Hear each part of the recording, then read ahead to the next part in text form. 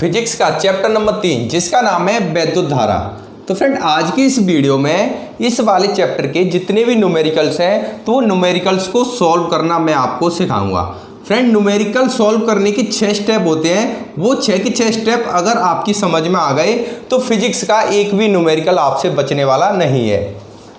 यहाँ पे देखिए आपके सामने न्यूमेरिकल लिखा हुआ है, इसको सॉल्व करने के लिए अगर आप इन 6 स्टेप का फॉलो करते हैं तो ये न्यूमेरिकल अपने आप आसानी से सॉल्व हो जाएगा। तो देखिए सबसे पहले देखते हैं वो 6 स्टेप कौन से हैं। मैं यहाँ पर 6 स्टेप आपको लिख करके दिखाता हूँ। सबसे पहले जो न्यूमेरिकल दिया हुआ है पहला स्टेप है, उसमें जितनी भी वैल्यू दी हुई है वो वैल्यू लिखनी है। नंबर 1 पर आता है वैल्यू, नंबर 2 पर आता है आस्क, नंबर 3 पर आता है MKS CGS पद्धति, नंबर 4 पर आता है फॉर्मूला एंड नंबर 5 पर आता है कैलकुलेशन एंड नंबर 6 पर आता है यूनिट। फ्रेंड अगर आपके दिमाग में ये 6 के 6 पॉइंट आपके दिमाग में बैठ गए तो कोई भी न्यूमेरिकल आपसे नहीं छूटने वाला है। देखिए प्रत्येक न्यूमेरिकल को मैं यहाँ पर आपको बहुत सारे एग्जांपल सॉल्व करके दिखाऊंगा।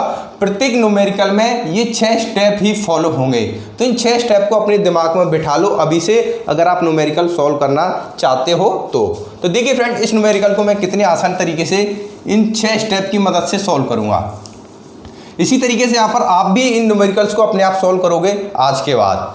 देखिए फ्रेंड पहला स्टेप इसमें बताया गया है, क्वेश्चन लिखा है एक तार में 20 माइक्रो एम्पियर धारा 30 सेकंड तक बह रही है। तो सबसे पहला स्टेप क्या था, वैल्यू, यानी क्वेश्चन में क्या क्या वैल्यू दी हुई है। तो देखिए 20 माइक्रो एम्पियर की धारा को हम I से प्रदर्शित करते हैं, तो यहाँ पर मैं लिख सकता हूँ I = 30 माइक्रो एम्पियर, 30 सेकेंड तक बह रही है। तो समय t की वैल्यू कितनी, 30 सेकेंड बह रही है, ज्ञात कीजिए। देखिए इस न्यूमेरिकल में सिर्फ ये 2 वैल्यू दी हुई हैं, तो हमारा पहला स्टेप भी बोला है वैल्यू, तो हमने जो 2 वैल्यू दी हुई थी वो लिख दिया, हमारा पहला स्टेप हो गया कंप्लीट। इसके बाद देखिए आस्क, यानी सवाल में क्या पूछा गया है उसके बाद आपको ये लिखना है। तो सवाल में क्या पूछा है, ज्ञात करो तार से प्रवाहित आवेश, यानी फर्स्ट क्वेश्चन में क्या पूछा गया है, प्रवाहित आवेश यानी Q बराबर कितना है। और सेकेंड में क्या पूछा गया है, तार से प्रवाहित इलेक्ट्रॉनों की संख्या, जिसको कि हम n से प्रदर्शित करते हैं, स्मॉल n = क्वेश्चन मार्क चिन्ह। अब देखिए यहाँ तक हमारे 2 स्टेप कंप्लीट हो चुके हैं और 2 स्टेप में अभी तक हमने किया कुछ नहीं है, जो सवाल में दिया गया है सिर्फ हमने वही लिख दिया है। इसके बाद आता है हमारा तीसरा स्टेप जो बहुत महत्वपूर्ण है। ये तीसरे स्टेप की वजह से ही मैक्सिमम छात्रों के न्यूमेरिकल्स गलत होते हैं। तीसरे स्टेप में क्या बताया गया है, जितनी भी वैल्यू दी गई है वो सब की सब एक पद्धति में होनी चाहिए, या तो वो MKS पद्धति में होनी चाहिए या फिर वो CGS पद्धति में होनी चाहिए। तो यहाँ पर जितने भी मान दिए गए उन सब की वैल्यू हमें चेक करनी है। तो देखिए ये माइक्रो एम्पियर में दिया गया है तो इसको हम एम्पियर में चेंज करेंगे। तो माइक्रो एम्पियर को एम्पियर में चेंज करते हैं तो 10⁻⁻6 का गुणा हो जाएगा, एम्पियर लिख देंगे।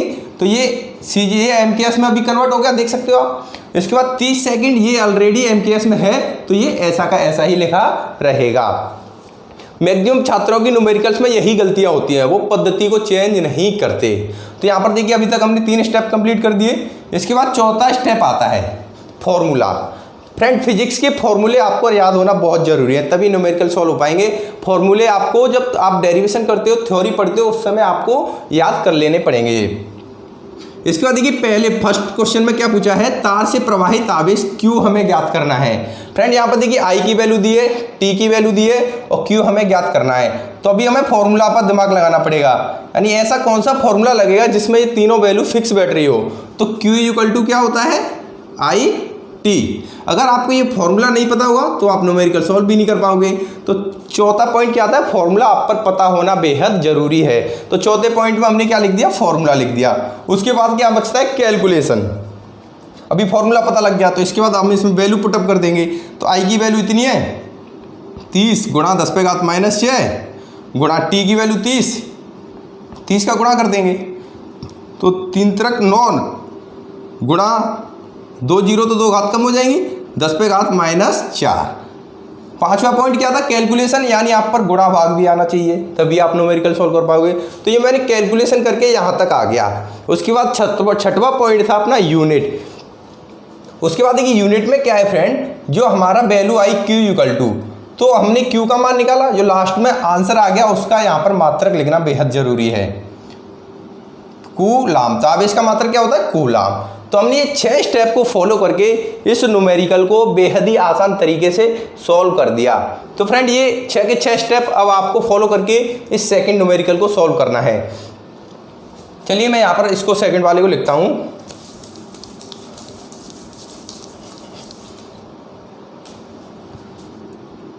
देखिए सेकंड में क्या पूछ रहा है, तार से प्रवाहित इलेक्ट्रॉनों की संख्या ज्ञात कीजिए। तो इलेक्ट्रॉनों की संख्या को हम स्मॉल एन से प्रदर्शित करते हैं। तो small n equal to question mark चिन्ह लगा दिया। अभी देखिए फर्स्ट वाले से हमने क्यू की वैल्यू ज्ञात कर ली थी। क्यू बराबर कितना आया था? 9 गुणा 10 पे घात 4 कूलाम। इतना हमें क्यू की वैल्यू मिल गई थी। अब देखिए फ्रेंड यहां पर आपको इलेक्ट्रॉनों की संख्या ज्ञात करनी है। तो इसके लिए वैल्यू फॉर्मूला क्या होता है? तो देखिए फर्स्ट सेकंड थर्ड स्टेप तो आप यहां तक कंप्लीट कर ही चुके हो। चौथा स्टेप आ गया फॉर्मूला। तो फॉर्मूला अब आपको पुटअप करना है। देखिए आपके पास आई की वैल्यू है, टी की वैल्यू है, क्यू की वैल्यू है, एन आपको ज्ञात करना है। तो इसके लिए कौन सा फॉर्मूला लगाओगे? क्यू इक्वल टू होता है एन ई। क्या होता है? आवेश बराबर क्यू बराबर एन ई। अब देखिए यहां पर ये ई क्या है? तो जैसा कि क्वेश्चन में पूछा गया है यहां पर देखिए इलेक्ट्रॉनों की संख्या आपको ज्ञात करनी है। तो ई क्या है? इलेक्ट्रॉन का आवेश। तो इलेक्ट्रॉन का आवेश कितना होता है? ई बराबर 1.6 गुणा 10 पे घात -19 कूलाम। अब देखिए आपके पास क्यू की वैल्यू ये है, एन आपको ज्ञात करना है, ई की वैल्यू ये है। तो तीनों की तीनों वैल्यू आपके पास आ चुकी है। तो यहाँ से आप एन की वैल्यू आसानी से निकाल सकते हो। तो एन बराबर क्या हो जाएगा? क्यू बटे ई का इधर क्या लग जाएगा? भाग। तो उसके बाद क्या बचता है? आपको कैलकुलेशन करनी है, आपका आंसर आ जाएगा। तो इस तरीके से न्यूमेरिकल आप सॉल्व कर सकते हो फ्रेंड। इसके बाद चलिए देखते हैं एक और न्यूमेरिकल। अब देखिए फ्रेंड यहाँ पर एक और ये न्यूमेरिकल लिखा हुआ है आपके सामने। तांबे के एक तार का अनुप्रस्थ काट का क्षेत्रफल 3 गुणा 10 पे घात -4 मीटर स्क्वायर है। इसमें 4.8 एम्पियर की धारा प्रवाहित हो रही है। तो तार में धारा घनत्व ज्ञात कीजिए। बहुत ही सिंपल क्वेश्चन है फ्रेंड। अभी मैं सिंपल क्वेश्चन आपको करा रहा हूँ, इसके बाद हार्ड क्वेश्चन भी आएंगे। सारे के सारे न्यूमेरिकल्स ये 6 स्टेप से ही सॉल्व होंगे फ्रेंड। ये 6 स्टेप आज तक आपको किसी ने नहीं बताया होगा। तो इन 6 स्टेप को आप अपनी नोटबुक में जरूर नोट कर लेना।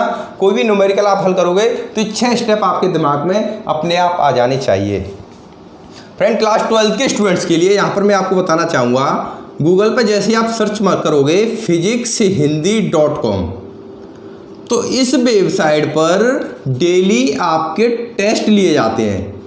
डेली किसी न किसी एक सब्जेक्ट का टेस्ट रहेगा, या तो फिजिक्स का या केमिस्ट्री का, मैथ, हिंदी, इंग्लिश, बायो, 6 की 6 सब्जेक्ट का रोजाना एक टेस्ट लिया जाता है। तो इस वेबसाइट पर जाकर के आप अपना टेस्ट दे सकते हो। यहाँ पर टेस्ट के साथ साथ उसके सॉल्यूशन का भी PDF साथ ही प्रोवाइड करा दिया जाता है।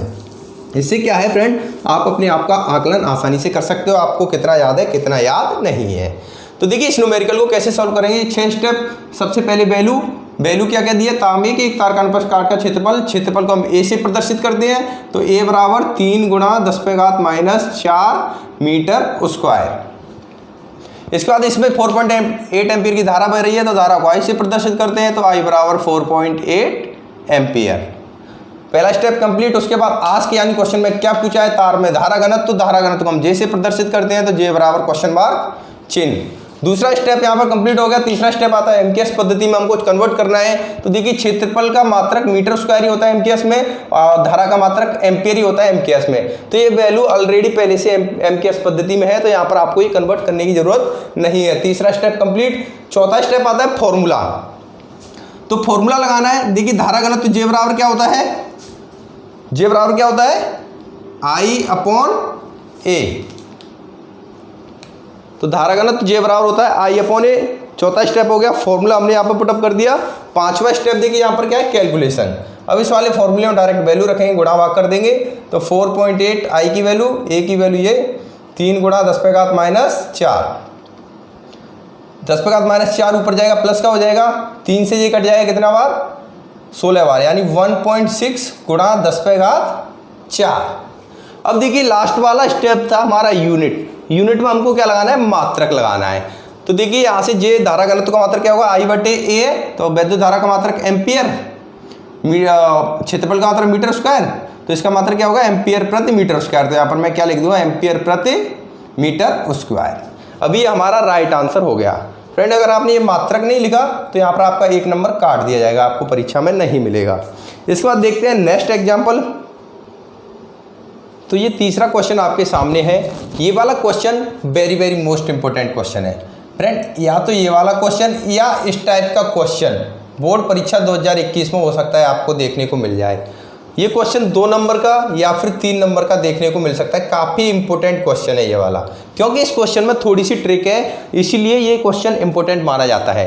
लेकिन वो ट्रिक आपके लिए कुछ नहीं है। आप तो हम लोग तो क्या करेंगे, न्यूमेरिकल को सॉल्व करते समय सिर्फ ये 6 स्टेप फॉलो करेंगे, आंसर अपने आप आपके सामने आ जाएगा।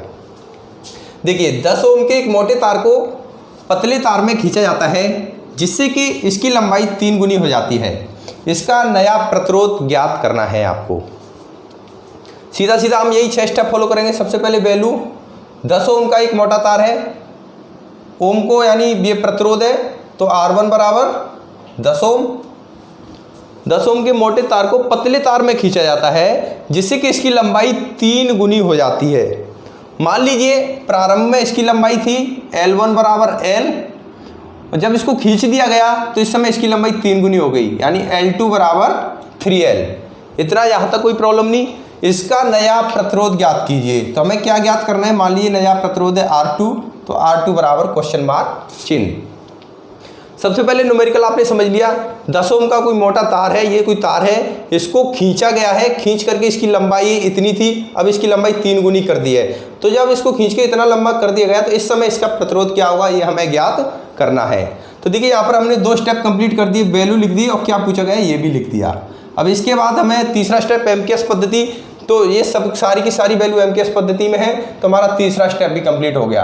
अब देखिए हमारा चौथा स्टेप आता है फॉर्मूला, जो कि वेरी वेरी मोस्ट इंपोर्टेंट है। देखिए जो प्रतिरोध होता है वो होता है R proportional L upon A।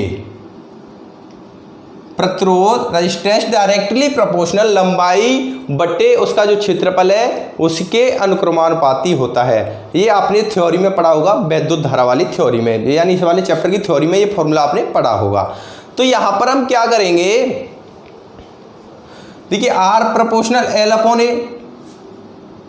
यहाँ पर देखिए L तो आपको दिया हुआ है, L की वैल्यू यहाँ से मिल जाएगी, लेकिन A क्षेत्रफल नहीं दिया हुआ है, तो क्षेत्रफल हमें ज्ञात करना पड़ेगा, तभी हम R का मान निकाल सकते हैं। यहाँ से हम ऐसे निकाल सकते हैं, देखिए R1 बटे R2 इक्वल टू, यानी L1 बटे A1 बटे L2 बटे A2, दोनों के लिए इस तरीके से वैल्यू निकाल देंगे हम यहाँ से। अब ये A2 का इधर गुणा हो जाएगा, A1 का इधर गुणा हो जाएगा, यानी ऐसे आपस में मल्टीप्लाई हो जाता है ना, अगर 4 बटे में आते हैं तो ये ऐसे हो जाएगा, यानी R1 बटे R2 बराबर L1 A2 बटे L2 A1। अभी हमें यहाँ पर ये वाला फॉर्मूला प्राप्त हो गया। अब देखिए हमारे पास R1 की वैल्यू ये है, L1 L2 की वैल्यू ऑलरेडी है, लेकिन A1 A2 की वैल्यू नहीं है। तो A1 A2 की वैल्यू के लिए हमें एक और फॉर्मूला लगाना पड़ेगा। तो इसके लिए फॉर्मूला होता है, यानी A1 L1 बराबर A2 L2। देखिए A इंटू L ये क्या है, A इंटू L ये क्या है, आयतन। यानी जब तार इतना मोटा था, इस समय इसका आयतन इतना होगा, कितना भी होगा, लेकिन जब इसको खींच के लंबा कर दिया गया तो आयतन में तो कोई परिवर्तन नहीं हुआ ना, द्रव्यमान तो उसका उतना ही है, तो आयतन दोनों सिचुएशन में बराबर रहेगा। तो इसलिए हम यहाँ पर क्या लिख सकते हैं, A1 L1 बराबर A2 L2। तो अब यहाँ से देखिए क्या आ जाएगा, ये हमें ज्ञात क्या करना है, A2 बटे A1 यहाँ पर लेकर आना है। तो यहाँ पर देखिए A1 का इधर भाग लग जाएगा, L2 का इधर भाग लग जाएगा, तो यानी A2 बटे A1 बराबर L1 बटे L2। हमें यहाँ पर ये वाली वैल्यू प्राप्त हो गई। अब देखिए फ्रेंड आपको क्या करना पड़ेगा, ये वाली वैल्यू हम यहाँ पर पुटअप कर देंगे। तो यहाँ से देखिए क्या आ जाएगा, L1 बटे L2 तो ऑलरेडी पहले से है ही, गुणा A2 बटे A1 की जगह पर क्या है, L1 बटे L2, L1 बटे L2। तो यहाँ पर ये क्या हो जाएगा, यानी L1 स्क्वायर बटे L2 स्क्वायर। अब देखिए L1 की वैल्यू L है, L2 की वैल्यू 3L है, तो यहाँ पर मैं वैल्यू रख दूँ L1 की जगह यानी L स्क्वायर बटे L2 की जगह 3L, यानी 3L यानी 9L स्क्वायर बरक कर देंगे तो इतना आ जाएगा। अब देखिए L स्क्वायर से L स्क्वायर कट जाएगा, तो यहाँ पर आपका क्या बचेगा, R1 बटे R2 बराबर 1 बटे 9। अब 9 का इधर कैंची मार गुणा हो जाएगा इस तरीके से, तो R2 बराबर आ जाएगा आपके पास, यहीं पर मैं लिख देता हूँ, R2 बराबर 9R1, तो इक्वल टू हो जाएगा 9R1 की वैल्यू आपके पास 10 है, तो इसमें 10 का गुणा हो जाएगा, इक्वल टू 90 ओम। लास्ट वाला 6वां पॉइंट था हमारा मात्रक लिखना, तो हमने लिख दिया क्या लास्ट में ओम। तो फ्रेंड ये वाला न्यूमेरिकल काफ़ी इंपॉर्टेंट था, इसको आप जरूर सॉल्व कर लेना, एक बार अच्छे से और रिवीजन कर लेना। इस तरीके से आप सारे न्यूमेरिकल सॉल्व कर सकते हो। धन्यवाद दोस्तों।